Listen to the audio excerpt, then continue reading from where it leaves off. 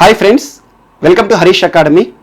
ఈరోజు వార్తల్లో నిలిచిన జాతీయ, అంతర్జాతీయ, రాష్ట్రీయ అంశాల గురించి, వార్తల్లో నిలిచిన వ్యక్తులు, అవార్డులు, పుస్తకాలు, మరి క్రీడా సంబంధిత సమాచారం, ఒక్కొక్క అంశాన్ని వివరంగా తెలుసుకునే ముందు కొన్ని హెడ్లైన్స్ చూద్దాం. ఈరోజు most important October 16th 75th anniversary of FAO వార్తలు నిలిచింది. ఈ సందర్భంగా భారత్ ఎఫ్ఏఓకి సంబంధించి కొన్ని మోస్ట్ ఇంపార్టెంట్ టాపిక్స్ని చూద్దాము. మరి ఈరోజు డే స్పెషాలిటీ అంశానికి వస్తే వరల్డ్ ఫుడ్ డే ఏంటి, థీమ్ ఏంటి, మరియు ఒంటి కొమ్ము ఖడ్గమృగాలు మరొకసారి వార్తల్లోకి వచ్చే మరణాలకు సంబంధించి ఏ నివేదిక చెప్తోంది, దానికి సంబంధించిన అంశాలేంటి, మరియు థాయిలాండ్లో ఎందుకు అత్యవసర పరిస్థితి విధించాల్సి వచ్చింది, ఎందుకు ప్రజలు ఉద్యమిస్తున్నారు, దానికి సంబంధించిన అంశాలేంటి, కిర్గిస్తాన్ అధ్యక్షుని రాజీనామా ఎందుకోసము, మరియు దాంతోపాటు ఈరోజు మయన్మార్కి భారత్ ఇచ్చిన సబ్మెరైన్ ఏంటి, ఎందుకు ఇచ్చింది, రక్షణ సంబంధిత అంశాల్లో భాగంగా. మరియు ప్రతిరోజు మనం కరోనాకి సంబంధించిన అంశాలను చర్చించుకుంటాము. ఈ రోజున ఎబోలా ప్రత్యేకత సంతరించుకుంది. ఎబోలాకి మొట్టమొదటిసారి ప్రపంచంలో ఒక తొలి మెడిసిన్ అనే వార్తలోకి వచ్చింది. యుఎస్ FDA అప్రూవల్ కూడా దక్కడం జరిగింది. దానికి సంబంధించిన అంశాలేంటి, మరియు బ్లూ ఆరిజిన్ సంస్థ ప్రయోగించిన ఒక ప్రైవేట్ రాకెట్ ఏంటి, మరియు కరోనా బారిన పడి మరొక మంత్రి మరణం, మరొకసారి బీహార్ రాష్ట్రం వార్తలోకి వచ్చింది, దానికి సంబంధించిన అంశం ఏంటి, మరియు వీటితో పాటు భారత్లో ఏర్పడబోతున్న ప్రపంచంలోనే అతిపెద్ద పరిశ్రమ ఏంటి, మరియు బయోఫోర్టిఫైడ్ క్రాప్స్ ఏంటి, దుర్గా గుడి ఫ్లైఓవర్ ఏంటి, మరియు అటెండెన్స్ విధానంలో ఆంధ్రప్రదేశ్ ప్రభుత్వం తీసుకొస్తున్న సంస్కరణలు ఏంటి, వీటితో పాటు మిస్లేనియస్ అంశాలన్నింటినీ ఒక్కొక్క టాపిక్ని ఇంటర్లింక్ చేసుకుందాం. సో ముందుగా ఈరోజు అక్టోబర్ 16th డే స్పెషాలిటీ చూద్దాం.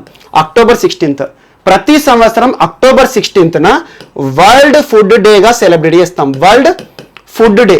So world food day. So food అంటే ఏంటి, ఆహారం అంటే ఏంటి, ప్రపంచ ఆహార దినోత్సవంగా ప్రతి సంవత్సరం కూడా అక్టోబర్ 16th మనం సెలబ్రేట్ చేస్తున్నాం. అలా ఆహారం పట్ల అవగాహన కల్పించడం కానివ్వండి.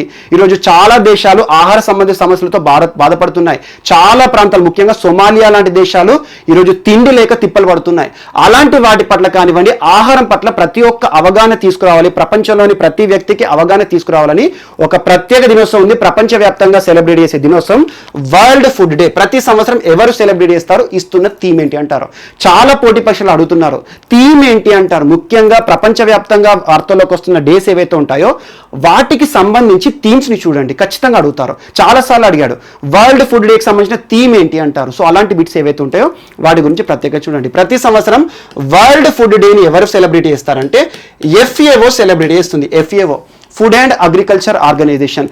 ఈ సంవత్సరం ఇచ్చిన థీమ్ ఏంటి అంటారు. Most important, grow, nourish, sustain together అంటే and our actions are our future అనే ఇతివృత్తం ఆధారంగా జస్ట్ గుర్తుంచుకొని సరిపోతుంది.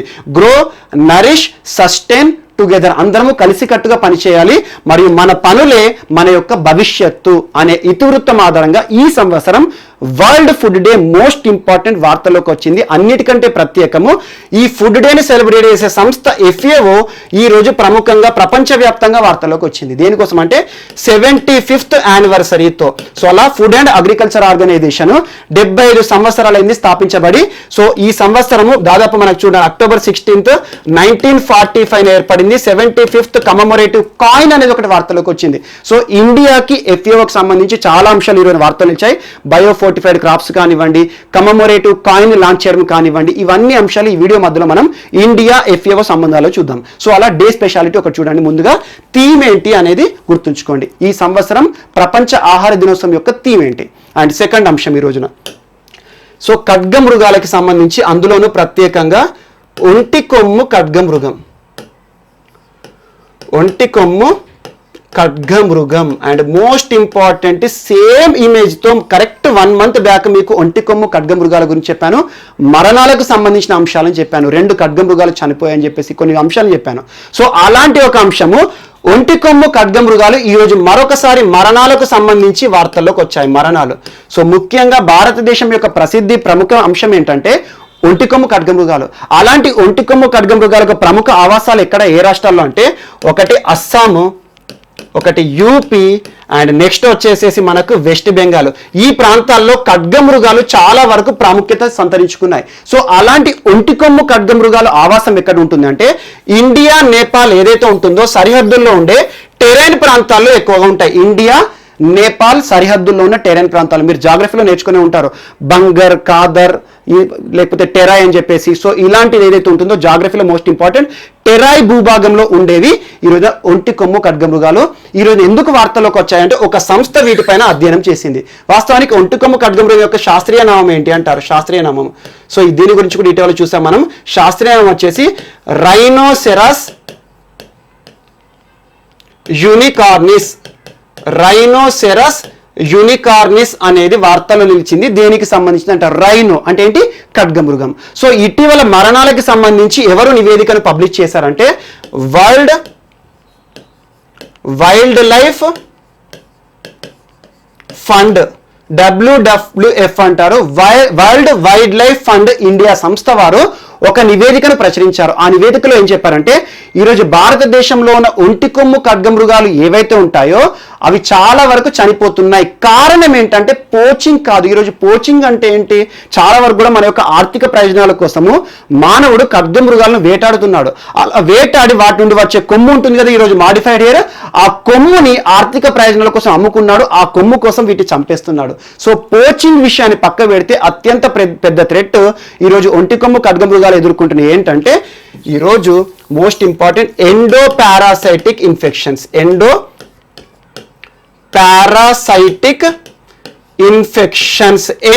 పారాసైటిక్ ఇన్ఫెక్షన్స్ అంటున్నాను. ఎండో అంటే ఏంటి, లోపల. పారాసైట్ అంటే ఏంటి, బాహ్యజీవి. ఈరోజు బయట నుండి వచ్చి మన శరీరంలోకి ఎంటర్ అయ్యి మన శరీరంలోకి వ్యాధికి కారణమవుతాయి కదా, వ్యాధి కారకాలు ఉంటాయి కదా, వాటిని పారాసైట్స్ అంటాము. అలా ఎండో పారాసైటిక్ ఇన్ఫెక్షన్స్ ఎందుకు వస్తాయి, ఈరోజు శరీరంలోకి ఒక వైరస్ కానీ లేకపోతే ఒక బ్యాక్టీరియా కానీ ప్రవేశించిన తర్వాత ఏదో ఒక భాగాన్ని పట్టుకుంటాయి, అక్కడ అవి మల్టిప్లై అవుతాయి. సో ఆ రకంగా వ్యాధి అనేది ఇంప్రూవ్ అవుతుంది. సో ఈ రోజు ఖడ్గమృగాల విషయంలో ముఖ్యంగా ఫ్లూక్స్, టేప్వామ్స్ అండ్ ప్రోటోజోవన్స్ ఈరోజు చాలా ప్రాంతాల్లో అవి నివసించే ప్రాంతాల్లో అవి సేవించే వాటర్ ఏవైతే ఉంటాయో, డ్రింక్ చేసే వాటర్ ఏవైతే ఉంటాయో వాటి ద్వారా వారి శరీరంలోకి ప్రవేశిస్తున్నాయి. ప్రవేశించి వాటి శరీర కణజాల్లోకి చేరి చాలా వ్యాధులకి కారణమవుతున్నాయి. ఆ వ్యాధుల బారిన పడి అవి భరించలేక చనిపోతున్నాయి. అలా ఎండో పారాసైటిక్ ఇన్ఫెక్షన్స్ కి కారణం కూడా ఈరోజు ఇండైరెక్ట్ గా మ్యానే. సో అలా మనిషి చేస్తున్న కారణాలు ఏవైతే ఉంటాయో ఆర్థిక ప్రయోజనాల కోసం జీవరాశులు నశించిపోతున్నాయని చెప్పేసి వరల్డ్ వైల్డ్ లైఫ్ ఫండ్ సంస్థ వారు చెప్పడం జరిగింది. ఇందుకోసం వారు కొన్ని పరీక్షలు కూడా చేశారు. ఆ పరీక్ష కోసం ఏమేం చేశారు అనేది ఇప్పుడు చూద్దాం. And most important endo parasitic infection. మన శరీరంలోకి ఏదైనా ఒక పారాసైట్ ఎంటర్ అయ్యి మన శరీరంలోని ఒక కణజాలాన్ని పట్టి అక్కడ డెవలప్ అవుతాడు. అవేంటి, ముఖ్యంగా ఈరోజు ఖడ్గమృగాలకు సంబంధించి ఫ్లూక్స్, టేప్వామ్స్, ప్రోటోజోవన్స్ వీటి బారిన పడి తెలియని ఒక వ్యాధులతో చనిపోతున్నాయి. అలా లెక్కల కొద్దీ ఈరోజు ఒంటి కొమ్ము ఖడ్గమృగాలు చనిపోతున్నాయని ఈ పరీక్ష అసలు ఎందుకు ఈ నివేదిక వచ్చింది అంటే ఇటీవల వరల్డ్ వైల్డ్ లైఫ్ ఫండ్ సంస్థ వారు మరియు రైనో టాస్క్ ఫోర్స్ ఆఫ్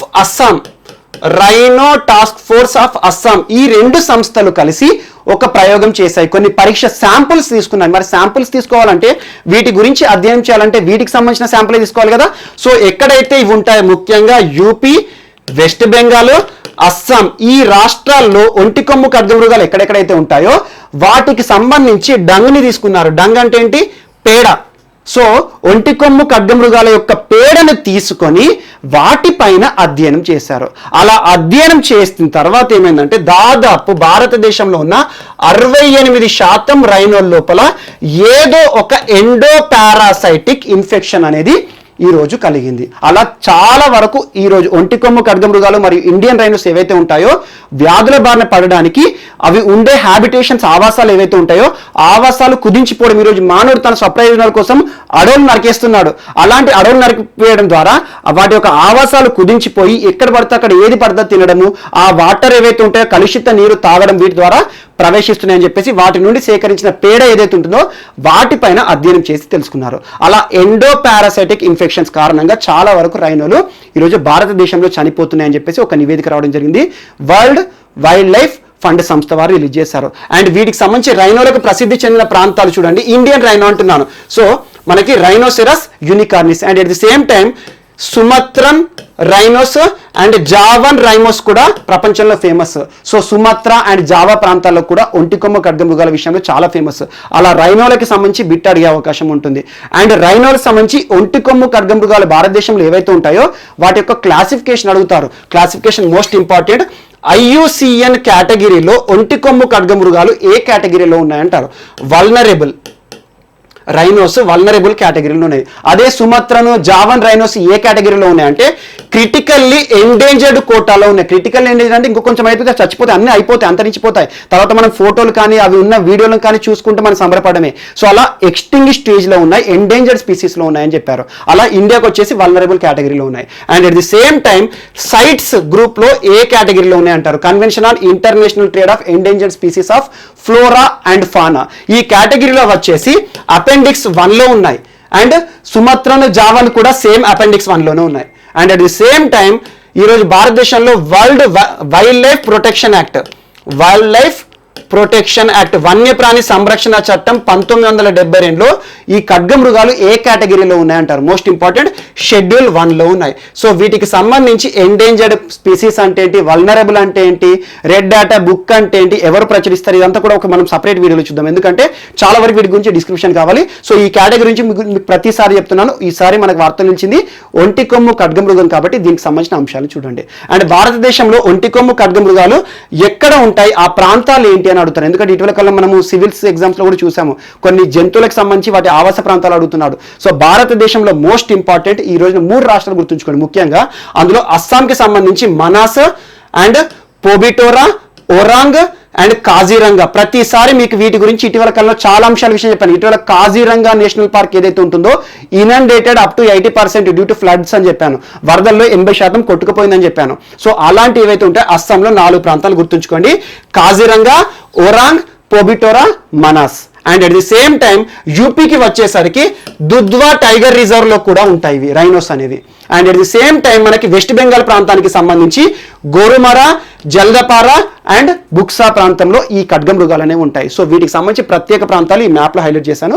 ఒకసారి మీరు గూగుల్లో టైప్ చేయండి. ఒంటి కొమ్ము ఖడ్గమృగాలు కానివ్వండి, ఇండియన్ రైనోసెరాస్ సంబంధించి ఆవాస ప్రాంతాలు ఎక్కడెక్కడ ఉంటాయి ఖచ్చితంగా చూడండి. ఇవి కూడా అంతరించిపోవడం రెడీగా ఉన్నాయి. ముఖ్యంగా ఈరోజు మానవుడు చేసే పోచింగ్ వేట ఏదైతే ఉంటుందో వేట ప్రధానమని ప్రపంచవ్యాప్తంగా అనుకుంటారు. కానీ ఈరోజు వేట కాకుండా ఎండో పారాసైటిక్ ఇన్ఫెక్షన్స్ బారిన పడి చాలా వరకు ఒంటి కొమ్ము ఖడ్గమృగాలు చనిపోతున్నాయని చెప్పేసి ఒక వార్త ఈరోజు వరల్డ్ వైల్డ్ లైఫ్ ఫండ్ వారు ప్రచురించడం జరిగింది. ఇది ఒకటి కూడా ఇంపార్టెంట్. అండ్ నెక్స్ట్, సో ఈరోజు మన నెక్స్ట్ టాపిక్ వచ్చేసి స్పేస్ టెక్నాలజీకి సంబంధించిన అంశం. మోస్ట్ ఇంపార్టెంట్ స్పేస్ టెక్నాలజీ సంబంధించి ఈరోజు వార్తలో నిలిచిన సంస్థ కానీ వారు చేసిన రాకెట్ లాంచింగ్ ప్రయోగం కానీ ఎగ్జామ్లో అడగచ్చు. ఈరోజు వార్తలో నిలిచిన సంస్థ బ్లూ ఆరిజిన్ అనే ఒక సంస్థ. బ్లూ ఆరిజిన్ వీరు ప్రయోగం చేసిన రాకెట్ పేరు న్యూ షెఫర్డ్ అనే ఒక రాకెట్ ప్రయోగం. New shepherd most important. ఈ అంశం గురించి చర్చించుకునే ముందు మీకు ఒక అంశాన్ని గుర్తు చేస్తాను. 2020 మే ఎండింగ్లో ఒక సంస్థ, ఒక ప్రైవేట్ సంస్థ 2 వ్యోమగాములను అంతరిక్షంలోకి ప్రవేశింపజేసి ప్రపంచాన్ని అబ్బురపరిచింది. మనం చూసాం స్పేస్ ఎక్స్, ఎలాన్ మస్క్కి సంబంధించిన స్పేస్ ఎక్స్ సంస్థ ఒక ప్రైవేట్ రాకెట్ని తయారు చేసి బాబ్ బెహంకన్, డో హార్లీ అనే 2 వ్యోమగాములను అంతరిక్షంలోకి ప్రవేశపెట్టింది. అలాంటి ఘనత సాధించి ప్రపంచంలో ఏ దేశం కూడా సాధించని ఘనతను ఒక ప్రైవేట్ సంస్థ ద్వారా ఈరోజు అమెరికాకి ఘనతను సాధించి పెట్టిన సంస్థ స్పేస్ ఎక్స్. అలాంటి ప్రైవేట్ సంస్థ సాధించిన ఘనత ఈరోజు ప్రతి దేశానికి కూడా ఒక లెసన్ అవుతుంది. మనం చూస్తున్నాము ఈ రోజున అంతరిక్ష ప్రయోగాల్లో ఇస్రోని మనం తరచూ వింటా ఉంటాం. ఇస్రో సాధించిన ఘనతలు మనం ఎంత వర్ణించినా తక్కువనే. ప్రపంచంలో ఏ దేశాలు కూడా సాధించని ఘనతను ఈరోజు ఇస్రో సాధిస్తోంది. మనం చూస్తున్నాం అత్యంత తక్కువ ఖర్చులో అతి పెద్ద ప్రయోగాలను చేస్తుంది ఈరోజు ఇస్రో. అలాంటి అద్భుత సంస్థకి ఈరోజు మరింత ప్రోత్సాహం ఇస్తే మరిన్ని విజయాలు నమోదు చేస్తుందని చెప్పేసి ప్రైవేట్ సంస్థల భాగస్వామ్యము, ప్రైవేట్ సంస్థల ప్రోత్సాహము, అంతరిక్ష ప్రయోగాలు చేసే స్టార్టప్లకి ప్రోత్సాహం ఇస్తామని చెప్పేసి భారత ప్రభుత్వం ఇటీవల ఇన్ స్పేస్ అనే ప్రోగ్రాంతో వార్తలోకి వచ్చింది. సో అలా ఇన్ స్పేస్ ద్వారా ప్రైవేట్ సంస్థల ప్రోత్సాహం ఇస్తూ వారి యొక్క భాగస్వామ్యాన్ని కూడా మనం కోరుకుంటున్నాము. అందులో భాగంగా ఇటీవల ఇస్రో చీఫ్ శివన్ గారు కొన్ని అంశాలతో ప్రస్తావించారు. ఎవరైతే ప్రైవేట్ స్టార్టప్స్ ఉంటాయో ప్రైవేట్ రాకెట్ లాంచింగ్ కోసము ఈ రోజున నెల్లూరులో ఉన్న శ్రీహరికోట లాంచింగ్ ప్యాడ్ సౌకర్యాలను కూడా మీకోసం ఇస్తాము, మీకు ప్రోత్సాహం ఇస్తామని చెప్పేసి శివన్ గారు కూడా ప్రకటించారు. అలా ప్రైవేట్ సంస్థల హవా నడుస్తుంది ఇప్పుడు. అలాంటి ఒక సంస్థ, అమెరికాకి సంబంధించిన మరొక సంస్థ బ్లూ ఆరిజిన్ అనే సంస్థ. అసలు ఎవరిది ఈ బ్లూ ఆరిజిన్ అనే సంస్థ అంటే మనందరికీ తెలుసు, అమెజాన్ సంస్థ. అమెజాన్ ప్రతిసారి మనం వింటాం, లార్జెస్ట్ ఈ కామర్స్ సంస్థ, ప్రపంచవ్యాప్తంగా బ్రాంచెస్ ఉన్నాయి. ఈరోజు ఈ కామర్స్ దిగ్గజం. మన ఇండియాలో కూడా చూడండి, చాలా అంశాలు మనం చర్చించుకున్నాం. ఈరోజు మనం ఏ ఆర్డర్ కావాలన్నా ఆర్డర్ పెడతాం, మనకు విత్ ఇన్ డేస్లోనే మనకి ఏదైనా కూడా ప్రోడక్ట్ వస్తుంది. అలాంటిది ఇటీవల వెస్ట్ బెంగాల్ ప్రభుత్వంతో ఒక ఒప్పందం జరిగింది, ఆన్లైన్ మద్య విక్రయం చేస్తున్న ఒక సంస్థ కూడా. అలాంటి అమెజాన్ సంస్థ చీఫ్ ఎవరు? Jeff Bezos. So Jeff Bezos తనకి సంబంధించిన తన సంస్థనే ఈరోజు బ్లూ ఆరిజిన్ అనే మరొక సంస్థ. So most important, Jeff Bezos, Elon Musk మరియు ముఖేష్ అంబానీ, ఈ ముగ్గురు పేర్లు మనం తరచూ వింటాము. ఎప్పుడు అంటే బ్లూంబర్గ్ బిలియనర్స్ ఇండెక్స్ గురించి చెప్పినప్పుడు ఈ ముగ్గురు వ్యక్తుల ప్రస్తావన చెప్పాను. అండ్ ఇండివిజువల్ కూడా చాలాసార్లు వార్తలు నిలుస్తున్నారు. సో అలా అమెజాన్కి సంబంధించిన చీఫ్ ఎవరైతే ఉన్నారో జెఫ్ బెజోస్ ఒక సంస్థ అమెజాన్ అయితే, మరొక సంస్థ బ్లూ ఆరిజిన్ అనే సంస్థ.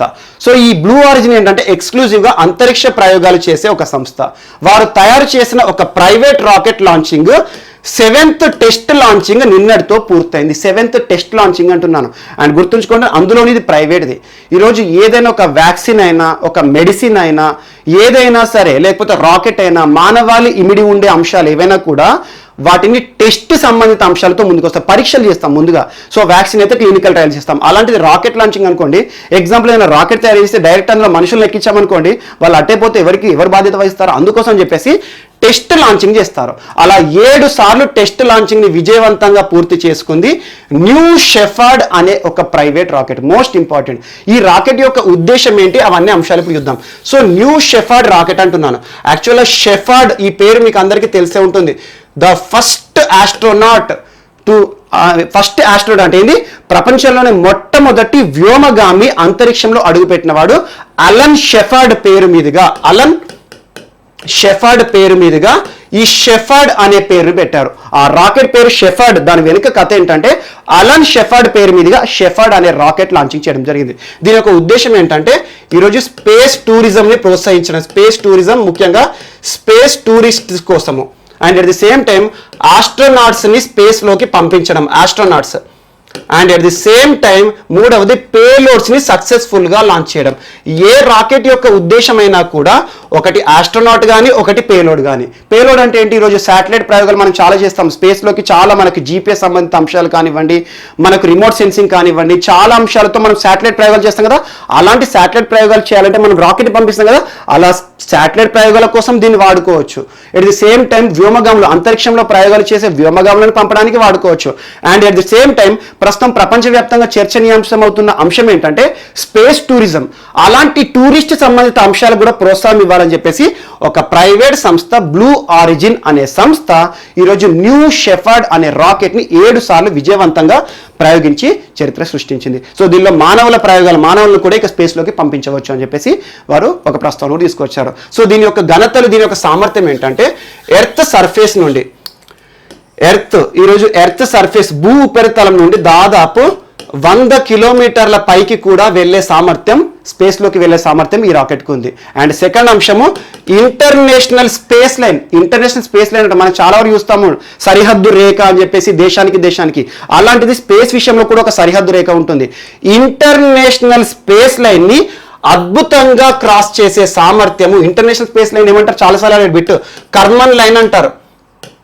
కర్మన్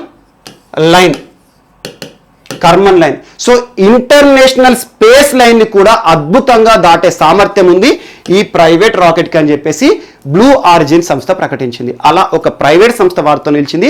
ఖచ్చితంగా చూడండి, ఇటీవల కాలంలో స్పేస్ ఎక్స్ సంస్థకు సంబంధించి కానివ్వండి, బ్లూ ఆరిజిన్ సంబంధించి 7th టెస్ట్ లాంచింగ్ అనేది సక్సెస్ఫుల్గా పూర్తయింది. త్వరలోనే ఇది అమల్లోకి కూడా వస్తుంది. దీని యొక్క సేవలను కూడా ఇస్తుంది. సో అలా 100 కిలోమీటర్స్ భూ ఉపరితలం నుండి పోయే సామర్థ్యం దీనికి ఉంది. Most important. అండ్ నెక్స్ట్ అంశం ఈరోజు సెకండ్, ఇంకొకటి FAOకి సంబంధించిన ఒక అంశం వార్తలో నిలిచింది. FAO అండ్ FAO గురించి మనం తరచూ వింటూ ఉంటాము. FAO గురించి ఐక్యరాజ్య సమితి అనుబంధ రంగ సంస్థ UNO, యునైటెడ్ నేషన్స్ ఆర్గనైజేషన్స్ ఏదైతే ఉంటుందో, ఐక్యరాజ్య సమితికి అనుబంధ సంస్థలు చాలా ఉంటాయి. FAO అని, WTO అని, యూనిసెఫ్ అని, UNDP అని, యునెస్కో అని చాలా ఉంటాయి. అలాంటి అనుబంధ సంస్థలు WHO మోస్ట్ ఇంపార్టెంట్, అలాంటి ఐక్యరాజ్య సమితి అనుబంధ రంగ సంస్థల గురించి ఖచ్చితంగా చూడండి, ఎగ్జామ్లో బిట్స్ అడుగుతారు. వార్తల్లో తరచూ నిలుస్తున్న సంస్థల గురించి అయితే ఖచ్చితంగా చూడండి. ఇటీవల మనం చూస్తున్నాం WHO గురించి ప్రతిరోజు చూస్తాం. సో WHO చీఫ్ ఎవరు, హెడ్ క్వార్టర్ ఏంటి, ఇలాంటి ప్రశ్నలు అడుగుతారు. ఈ రోజున అలాంటి ఒక సంస్థ FAO వార్తలు నిలిచింది. ఫుల్ ఫామ్ ఏంటి? Food and agriculture organization, FAO most important. దీని యొక్క హెడ్ క్వార్టర్ వచ్చేసి మనకి రోమ్లో ఉంటుంది, రోమ్, ఇటలీ. సో FAO ఎందుకు వార్తల్లోకి వచ్చింది అంటే 75 ఇయర్స్ సెలబ్రేషన్స్తో వార్తల్లోకి వచ్చింది. యాక్చువల్గా FAO సంస్థ ఎప్పుడు ఏర్పడింది అంటే 16th అక్టోబర్, అంటే ఇవాటి రోజున 1945లో ఏర్పడింది, రోమ్లో ఏర్పడింది.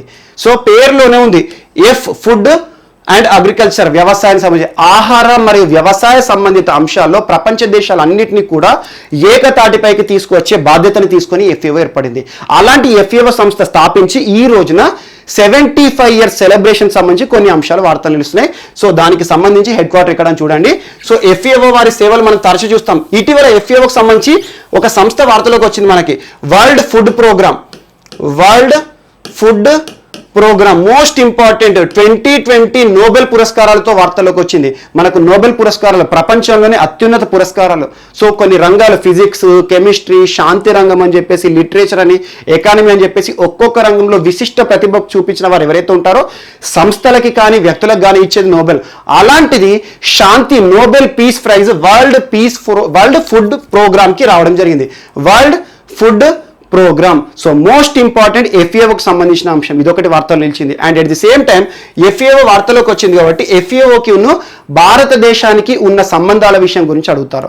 So most important 16th October 1945, ఈరోజు 75 ఇయర్స్ సెలబ్రేషన్ సందర్భంగా FAOకి భారత్కున్న సంబంధాలు కొన్ని చూద్దాం. సో FAO 1945లో ఏర్పడింది అండ్ 1956 నుండి 1967 వరకు మోస్ట్ ఇంపార్టెంట్ FAOకి చీఫ్ డైరెక్టర్ జనరల్ అంటారు. సో FAO డైరెక్టర్ జనరల్గా ఒక ఇండియన్ అధికారి కూడా, Indian civil services officer Binay Ranjan Sen గారు పనిచేశారు, బినయ్ రంజన్ సేన్.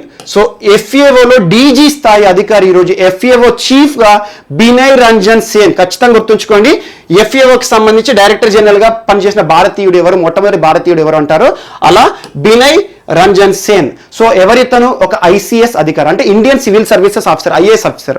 సో అలా బినయ్ రంజన్ సేన్ వార్తలు నిలిచారు.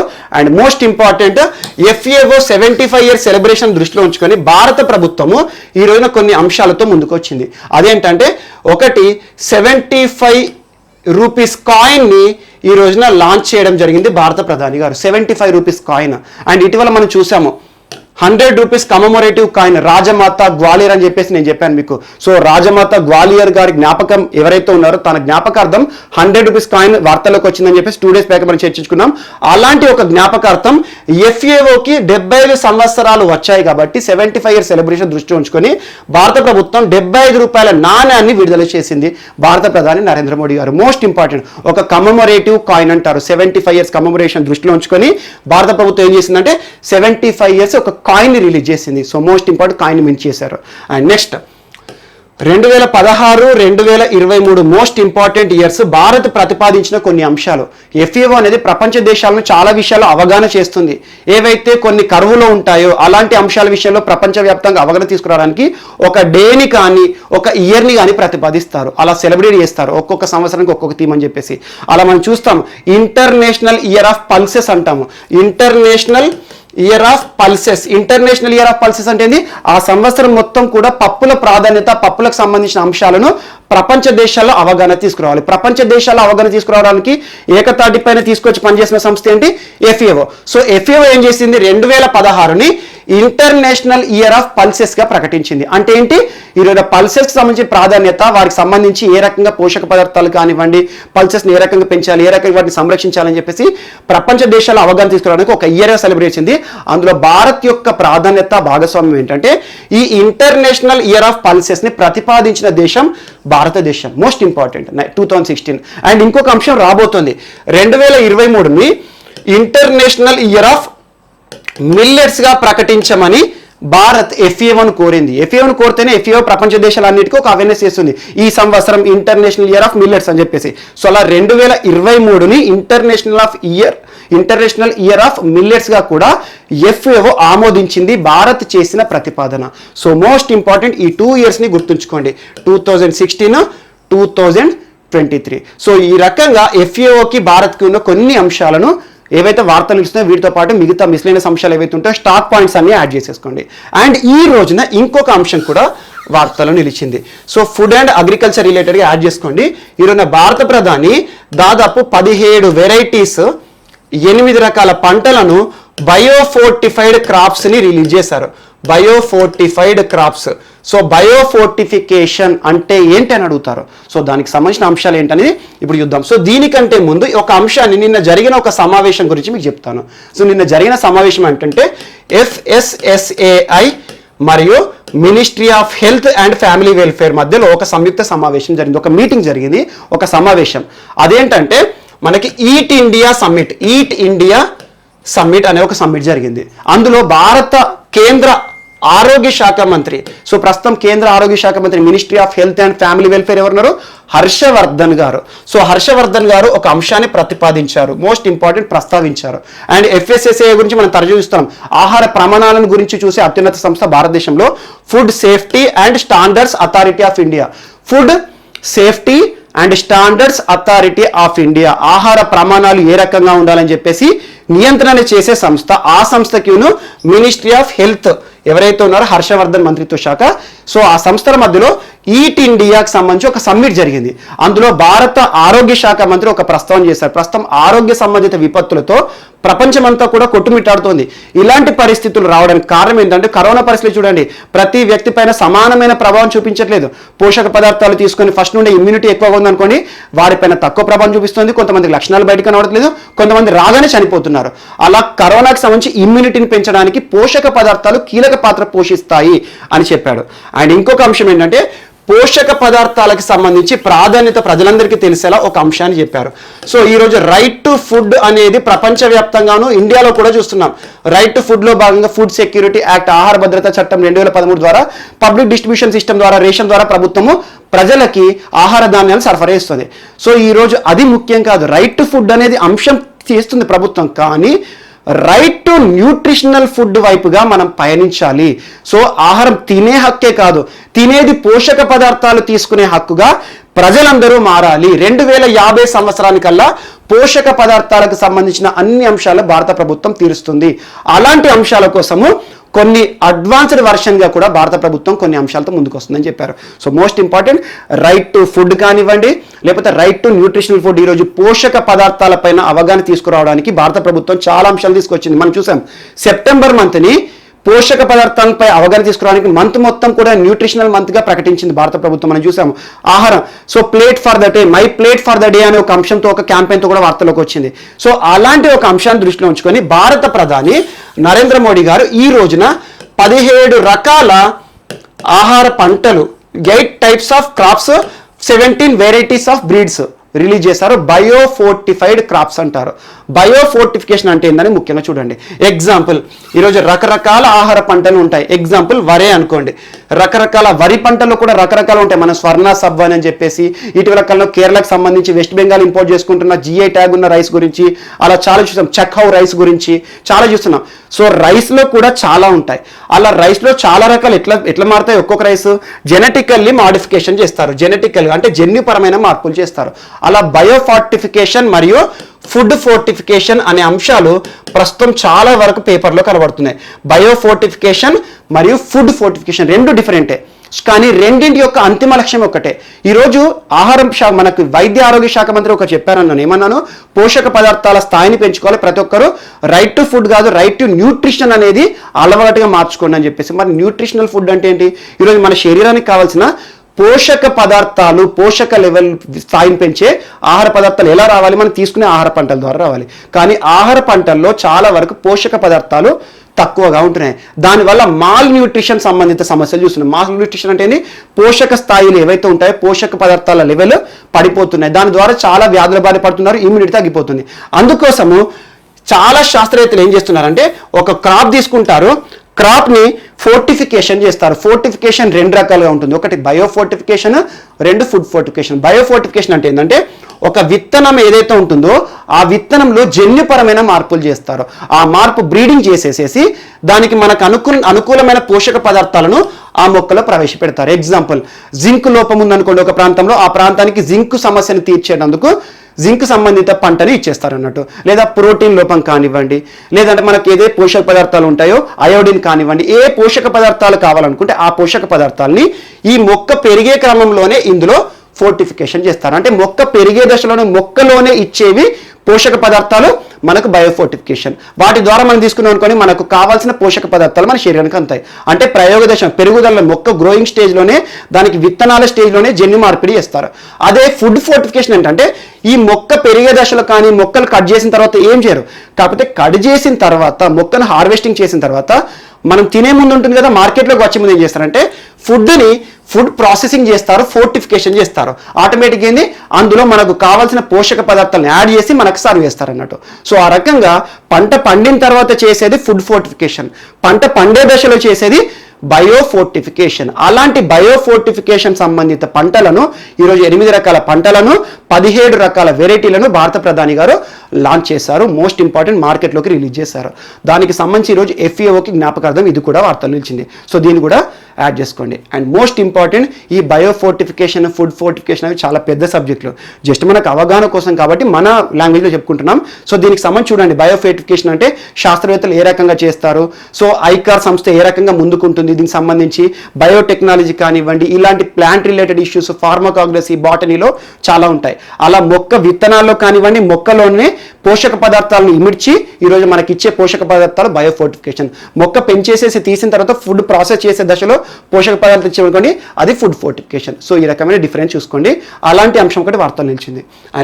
అండ్ నెక్స్ట్ ఈరోజు వ్యవసాయ సంబంధిత అంశాలు మరొకటి వార్తలు నిలిచింది. Operation green most important. Operation green అనేది దేనికి సంబంధించింది అంటే ఇది వ్యవసాయ రంగానికి సంబంధించిన అంశం.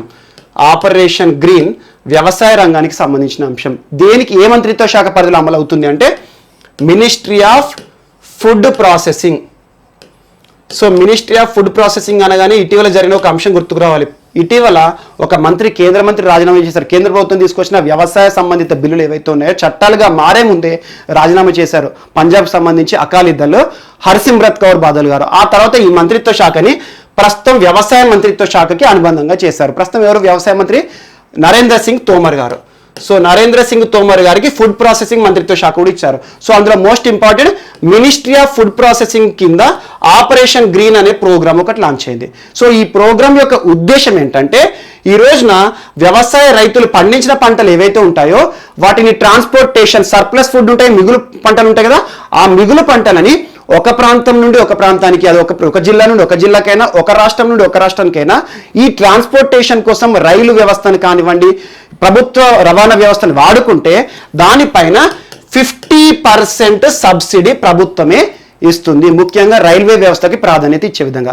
అలా త్వరగా ఖరాబ్ అయ్యే ఫుడ్ ఐటమ్స్ ఉంటాయి. ముఖ్యంగా ఇటీవల కాలంలో కిసాన్ రైలు వ్యవస్థ కూడా వచ్చింది. సో అలా త్వరగా ఖరాబ్ అయ్యే ఫుడ్ ఏదైతే ఉంటాయి, ముఖ్యంగా కూరగాయలు కానివ్వండి, ఆకుకూరలు కానివ్వండి, వెజిటబుల్స్, లేకపోతే మనకి పండ్లు, ఆరెంజెస్ లాంటివి ఏవైతే ఉంటాయి. ఇటీవల కిన్నోవా ఫ్రూట్ గురించి కూడా మనం చూసాము. పంజాబ్ ఆ ప్రాంతాల్లో ఎక్కువ పండుతుందని చెప్పేసి, త్వరగా దానిలో ఉండే లిక్విడిటీ పోతుందని చెప్పేసి.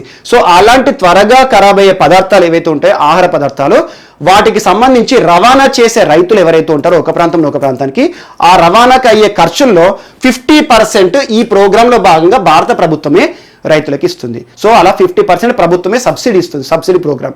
And at the same time కొన్ని పంటలు గమ్యానికి చేరిన తర్వాత స్టోరేజ్ కండిషన్స్ కావాలి. ఆ స్టోరేజ్ కోల్డ్ స్టోరేజ్ కండిషన్స్ అంటాం, మనం తరచు వింటాం. కోల్డ్ స్టోరేజ్ అంటే ఏంటి? శీతల గిడ్డంగులు. శీతల గిడ్డంగులు అంటే ఏంటి? ఎగ్జాంపుల్, ఏదైనా ప్రాంతంలో మనకి త్వరగా పాడైపోయే పదార్థాలను దాచిపెడతాం, ఆహార పదార్థాలు ముఖ్యంగా. అలా ఫ్రిడ్జ్ రిలేటెడ్ చాలా వరకు క్రయో కండిషన్స్ పెడతారు. క్రయో అంటే ఏంటి? కోల్డ్ కండిషన్స్, అలా శీతల ప్రాంతాలు డీఫ్రిజిరేషన్ కానివ్వండి, ఫ్రిడ్జ్లో పెట్టే పరిస్థితులు ఉంటే అలాంటి గోడౌన్లో అయ్యే ఖర్చు చాలా ఉంటుంది. ఈరోజు రైతులు చాలా జేబులోకి వెళ్ళి ఖర్చులు పెట్టేసి కొన్ని ఆహార పంటల్ని ఆకుకూరలు కానీ వెజిటబుల్స్ కానీ ఈ కోల్డ్ స్టోరేజ్ కండిషన్స్లో దాచిపెడతారు, అలా ఖరాబ్ కాకుండా. సో దానికయ్యే ఖర్చు ఏదైతే ఉంటుందో కోల్డ్ స్టోరేజ్ సంబంధించిన ఖర్చులను కూడా ప్రభుత్వమే 50% సబ్సిడీ ఇస్తుంది ఆపరేషన్ గ్రీన్ ప్రోగ్రాంలో భాగంగా. సో అలా ఆపరేషన్ గ్రీన్ అనేది ఫుడ్ ప్రాసెసింగ్ మంత్రిత్వ శాఖ పరిధిలో ఉంటుంది. రైతులకు సంబంధించి ఒక సబ్సిడీ ఇచ్చే ప్రోగ్రామ్. ఫుడ్ ట్రాన్స్పోర్టేషన్కి 50% సబ్సిడీ ఇస్తుంది. ఆ ట్రాన్స్పోర్ట్ చేసిన ఫుడ్ తొందరగా ఖరాబ్ కాకుండా కోల్డ్ స్టోరేజ్ అవసరమైతే ఆ కోల్డ్ స్టోరేజ్ చేసుకున్నందుకు ప్రభుత్వం కూడా 50% సబ్సిడీ పే చేస్తుంది. ఈ రకమైన ఒక అంశం. అండ్ ఇవన్నీ కూడా రైతుకి ఇవి బెనిఫిట్స్ రావాలంటే రైతు చేయాల్సింది సంపద అనే పోర్టల్ ద్వారా వీటిని రిజిస్టర్ చేయాలి. సంపద మోస్ట్ ఇంపార్టెంట్. సంపద పోర్టల్ ఆపరేషన్ గ్రీన్లో క్రియాశీలకంగా వహిస్తుంది. సంపద పోర్టల్ మోస్ట్ ఇంపార్టెంట్. ఇది ఒకటి కూడా ఈ రోజున వార్త తెలిసింది. ఆపరేషన్ గ్రీన్ ఎవరి కోసం దేనికోసం అంటారు? ఫుడ్ ప్రాసెసింగ్ మంత్రిత్వ శాఖ. ఇవన్నీ ఒకసారి చూడండి. సో ఎందుకంటే ఒక ఆపరేషన్ వ్యవసాయ సంబంధిత అంశం మరొకటి వార్తలు నిలిచింది కాబట్టి చూడండి. అందులోని ఈ సంవత్సరం ఫుడ్ అండ్ అగ్రికల్చర్ రిలేటెడ్ అంశాలు ఏమైనా వార్తలు నిలిస్తే ఖచ్చితంగా చూడండి. And next topic zinc smelter project. ప్రపంచంలోనే అత్యంత పెద్ద జింక్ పరిశ్రమ ఈరోజు భారతదేశంలో ఏర్పాటు అవుతోంది. ఏ రాష్ట్రంలో అంటే గుజరాత్ రాష్ట్రంలో. Gujarat zinc smelter project, zinc smelter inject. ఈరోజు అసలు జింక్ స్మెల్టింగ్ లేదా జింక్ స్మెల్టర్ ఇండస్ట్రీ అంటే ఏంటంటే జింక్ ఓర్ నుండి జింక్కి సంబంధించి అనుబంధ పదార్థాలు చాలా ఉంటాయి. ఈరోజు జింక్ లోపం అంటారు. మన ఆహార పదార్థాలు కూడా జింక్ ఇంపార్టెంట్, పరిశ్రమలో జింక్ ఇంపార్టెంట్.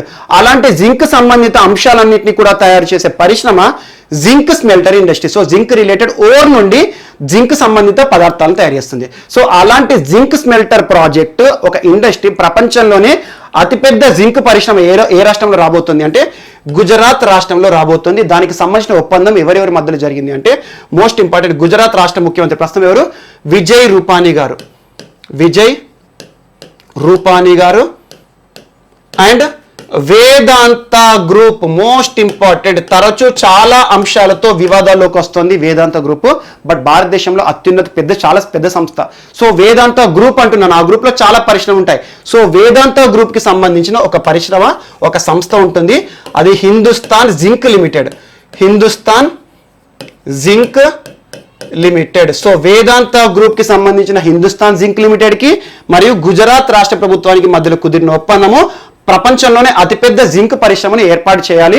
2022 సంవత్సరానికల్లా గుజరాత్ రాష్ట్రంలో ఒక పర్ఫెక్ట్ లొకేషన్లో ఈ ప్లాంట్ అనేది ఏర్పాటవుతుంది. సో దాదాపు ఎంత ఖర్చును పెడతారు ఈ సంస్థ అంటే 5,000 నుండి 10,000 కోట్ల రూపాయలు ఎస్టిమేషన్.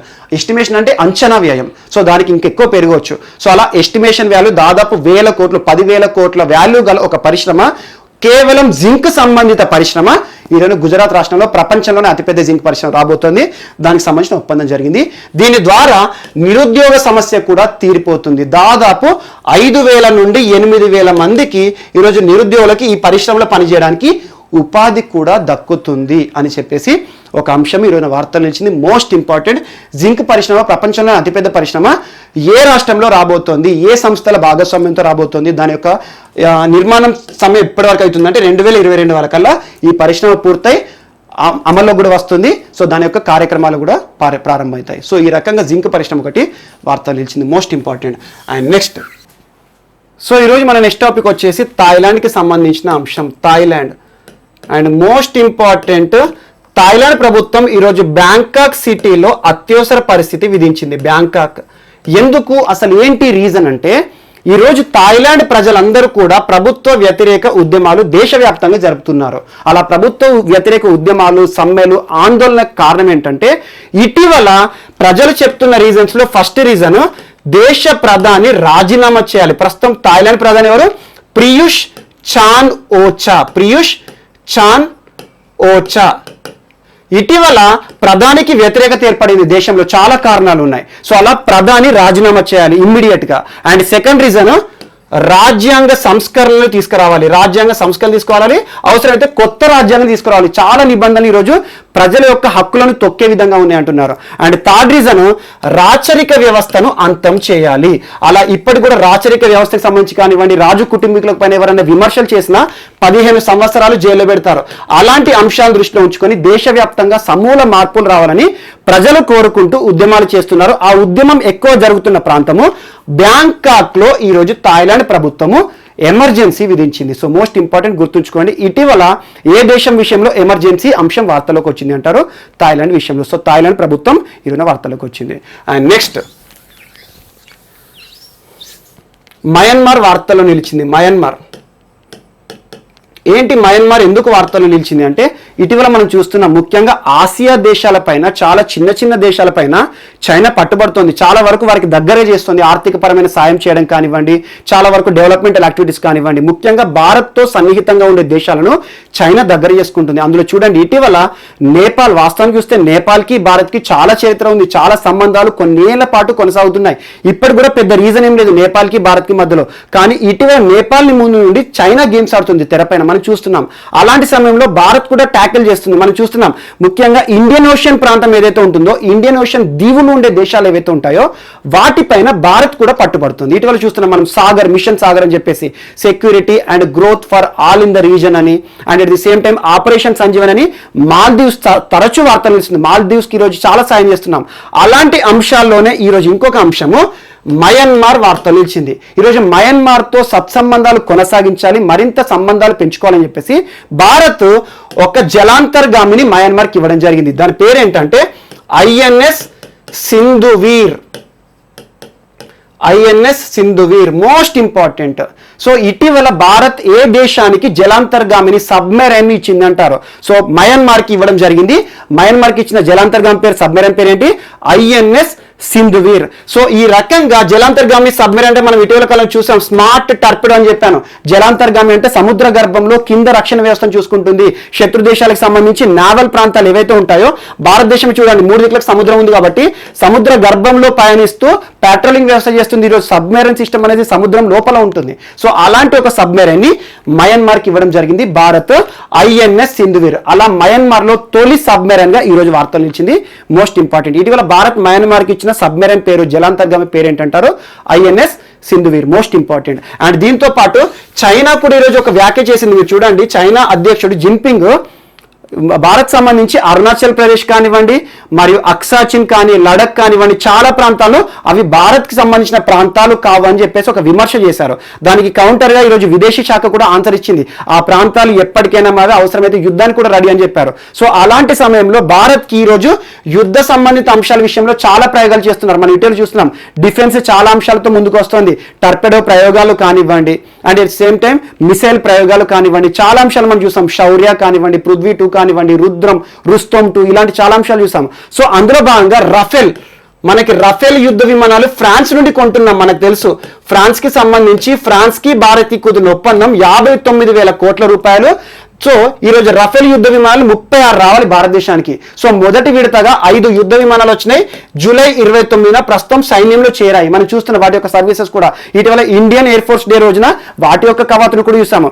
అండ్ వాటితో పాటు ప్రస్తుతం అవసరాన్ని దృష్టిలో ఉంచుకొని ఇంకొక 4 రఫేల్ యుద్ధ విమానాలు కూడా విత్ ఇన్ 1 మంత్ లోపల భారత్కి రాబున్నాయి. అంటే ఏ రకంగా చూసుకున్నా కూడా భారత్ సంసిద్ధంగా ఉండాలి, ఏ నిమిషంలో ఏం జరుగుతుందని చెప్పేసి సరిహద్దు ప్రాంతాల వెంట కూడా చాలా యాక్టివిజం చూపిస్తున్నారు ఈ రోజున. సో ఈ యొక్క అంశం కూడా వార్తల్లో నిలిచింది. అండ్ నెక్స్ట్ టైం ఇంకొక రక్షణ సంబంధిత అంశం ఏంటంటే ఈరోజు జమ్మూ కాశ్మీర్ సంబంధించి ఒక అంశం వార్తల్లో నిలిచింది. ముఖ్యంగా నితిన్ గడ్కరీ గారు.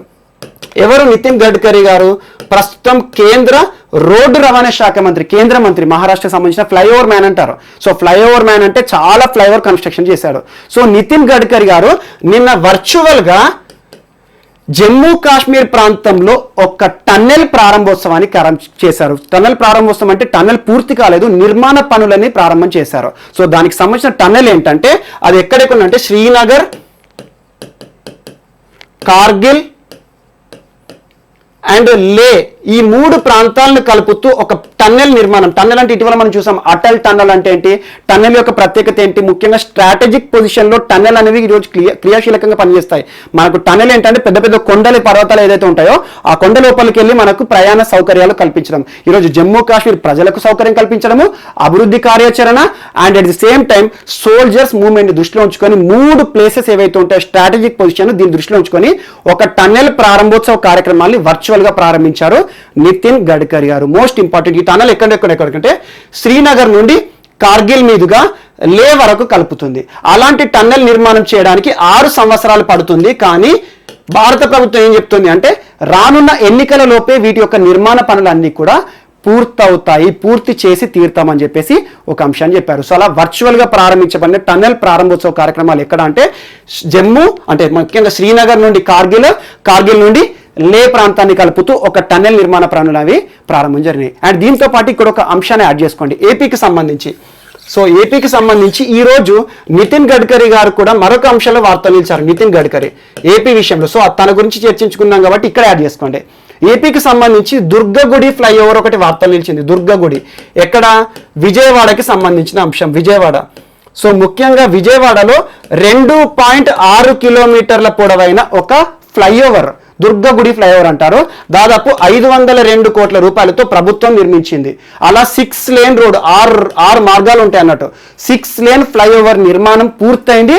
దాని యొక్క ప్రారంభం కూడా ఈ రోజు జరిగింది వర్చువల్ గా. ఎవరు చేశారంటే నితిన్ గడ్కరీ గారు మరియు ఆంధ్రప్రదేశ్ సీఎం జగన్ మోహన్ రెడ్డి గారు. సో అలా ఒక అంశం వార్త నిలిచింది. ఏపీకి సంబంధించి దుర్గగుడి ఫ్లైఓవర్ ప్రస్తుత పరిస్థితులను దృష్టిలో ఉంచుకొని, రవాణా సంబంధిత అంశాలను దృష్టిలో ఉంచుకొని, ప్రజలకు సులభతర ప్రయాణము, సురక్షిత ప్రయాణం దృష్టిలో ఉంచుకొని ఒక ఫ్లైఓవర్ వార్త నిలిచింది. దుర్గగుడి విజయవాడకి సంబంధించింది. దుర్గగుడి ఉంటుంది కదా, ఈ రోజు దుర్గమ్మ దేవాలయం ఆ ప్రాంతం సరిహద్దుల్లో ఉంటుంది. అలాంటి ఒక ఫ్లైఓవర్ యొక్క ఓపెనింగ్ కూడా ఈ రోజున జరిగింది. ఏపీకి సంబంధించిన అంశము. అండ్ ఏపీకి సంబంధించి ఇక్కడ ఇంకో కొన్ని అంశాలను యాడ్ చేసుకోండి. అటెండెన్స్ రిజిస్టర్ మనం చిన్నప్పుడు చూస్తాం. అటెండెన్స్ రిజిస్టర్లో మనకు రోల్ నెంబరు, నేమ్ అని ఉంటాయి కదా, ప్రజెంట్ అని చెప్పేసి మనకు ప్రజెంట్ కానీ అబ్సెంట్ కానీ. సో అలాంటి రిజిస్టర్ విషయంలో కూడా ఏపీ కొన్ని సంస్కరణలు తీసుకొస్తుంది. చిన్నతనం నుండే కుల మత సంబంధిత అంశాలను అటెండెన్స్ రిజిస్టర్లో చూపించాల్సిన అవసరం ఏంటి అని చెప్పేసి ఈరోజు విద్యా సంస్థలకి ఒక ఆర్డర్ని జారీ చేసింది విద్యాశాఖ.